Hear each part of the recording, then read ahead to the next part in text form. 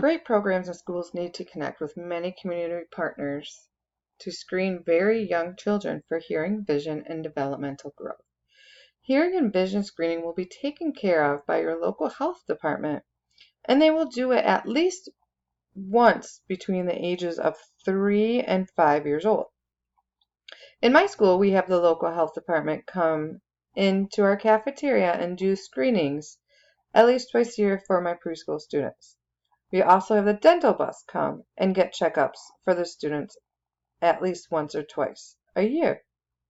The most important thing teachers need to remember is the parents have to be informed of the screenings and given written consent for their child to get the screenings.